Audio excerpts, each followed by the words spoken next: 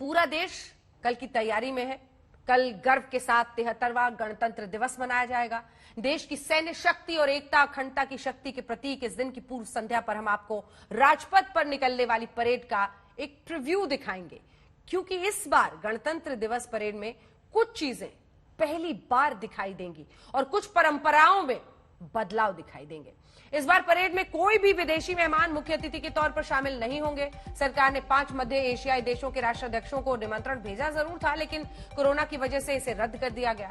Corona की इस वजह से इस बार दर्शकों की संख्या भी काफी सीमित कर दी गई है। सिर्फ 5 से 8 हजार लोग दर्शकों के तौर पर वहां पर बैठेंगे।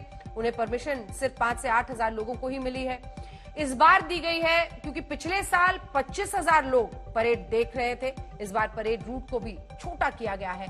पहले परेड रूट 8.3 किलोमीटर होता था, जो अब घटकर 3.3 किलोमीटर ही रह गया है। हालांकि 5 किलोमीटर का रूट कम होने के बावजूद परेड की झांकियां लाल किले पर जाकर ही खत्म होंगी। इस बार गणतंत्र दिवस परेड की शुरुआत के समय में भी बदलाव किया जाएगा। वो परेड हर साल जो 10 बजे शुरू होती थी, आप 10 बजे देखते थे, वो इस बार 10:30 बजे शुरू होगी। ऐसा सर्दी और कोहरे की वजह से कम विजिबिलिटी के चलते फ्लाई पास देखने में दिक्कत आने की वजह से किया गया है। अब राजपथ पर कल क्या होने वाला है, इसका एक प्रीव्यू देखिए।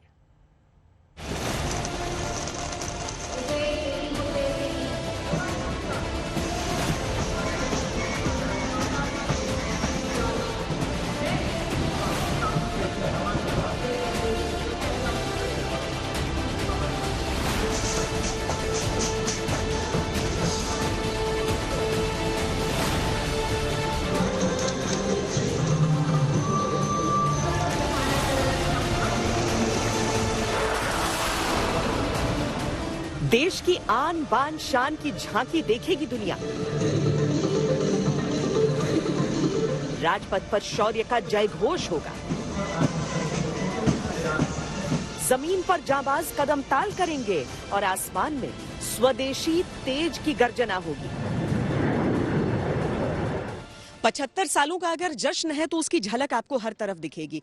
आप इसके साथ साथ जितनी भी ये तस्वीरें उकेरी गई हैं, ये जो पेंटिंग्स बनाए गए हैं, वो सारी जो तस्वीरें हैं वो आजादी के 75 सालों को याद भी करती हैं और उसके साथ ही राजपथ को जो आप एक नए स्वरूप में देख रहे हैं और उसके पीछे जो सेंट्रल विस्टा का निर्माण चल रहा है, उन सारी चीजों को भी एक तरह से ढकते हुए एक खूबसूरत तस्वीर दुनिया के सामने रखने का ये प्रयास है।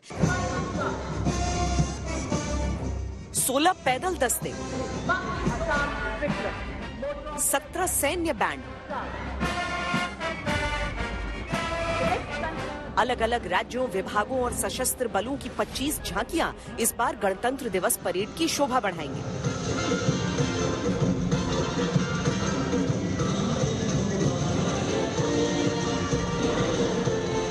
लेकिन सबसे खास होगा हिंदुस्तान के सुनहरे अतीत का दर्शन।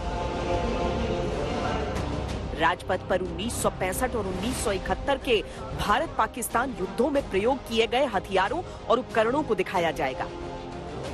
इस साल 26 जनवरी को पुराने बख्तरबंद वाहन और तोपखाने पिछले दशकों में भारतीय सेना के लड़े गए युद्धों के प्रतीक होंगे।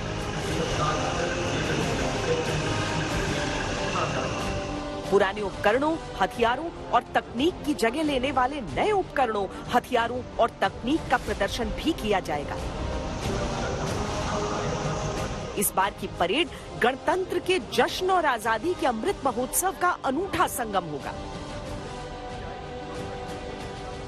जो अहम चीजें हैं वो ये कि किस तरीके से हमारी सेनाओं में परिवर्तन आया है, किस तरीके से 1950 के दशक में वो वर्दी पहना करते थे और आज के दौर में जो नई डिजिटल वर्दी है वो किस तरह की दिखती है, ये सारी चीजें आपको गणतंत्र दिवस परेड में नजर आएंगी। इसके साथ ही आधुनिकता की ओर किस तरीके से हमारे जो हथियार हैं वो बढ़े हैं, हमारे युद्ध प्रणालियां कैसे बदली हैं, वो सारी चीजें आपको इसी परेड के दौरान नजर आ जाएंगी। अलग अलग प्रदेश जब आगे बढ़ेंगे तो वहां पर भी जो आजादी की लड़ाई थी, जो गुमनाम हीरोज थे हमारे, उन सब का जिक्र यहां पर हो जाएगा।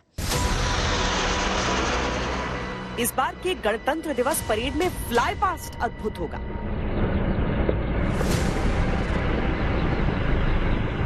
इस साल पूरे हो रहे आजादी के 75 वर्षों का जश्न मनाने के लिए 75 विमान उड़ान भरेंगे, तो वो अब तक का सबसे बड़ा और भव्य फ्लाई पास्ट होगा।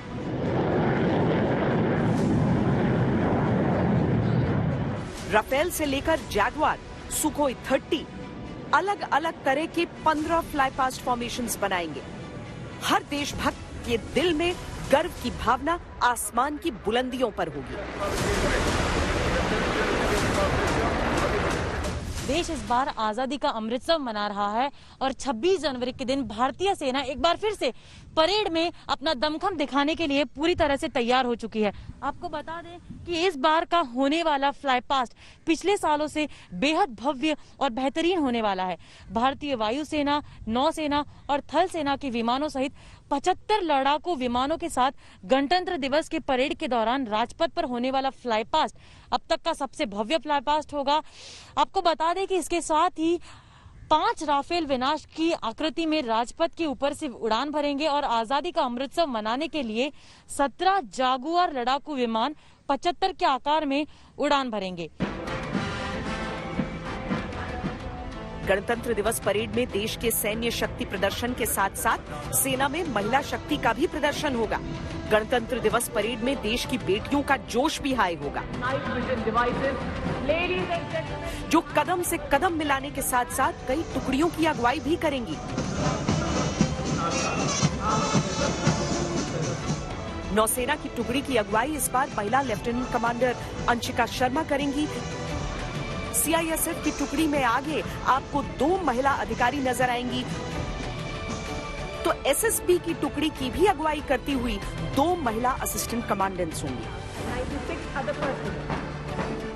2019 में पहली बार किसी महिला ऑफिसर ने नौसेना की टुकड़ी की राजपथ परेड में अगुवाई की थी। इस बार राजपथ एक बार फिर नारी शक्ति के प्रदर्शन का गवाह बनने को तैयार है। This is my second time in the Republic Day parade. I have marched before as an NCC cadet from West Bengal and Sikkim Directorate in 2013, and to be able to march for my service representing Indian Coast Guard at the Rajpath on 26 January 2022, it would be really a very great honor and privilege for me, my family. हर साल की तरह इस साल भी गणतंत्र दिवस parade बुलंद भारत की बुलंद तस्वीर पेश करेगी, जिसमें सैन्य शक्ति का प्रदर्शन भी होगा और दुनिया को शांति का संदेश भी मिलेगा। आतंकवादी हमलों से निपटने का फुल प्रूफ इंतजाम भी होगा। इस वक्त हम लाल किले के अंदर मौजूद हैं और पिछले 26 जनवरी को लाल किले में जिस तरह की हिंसा हुई थी, तस्वीरें पूरे देश ने देखी थी।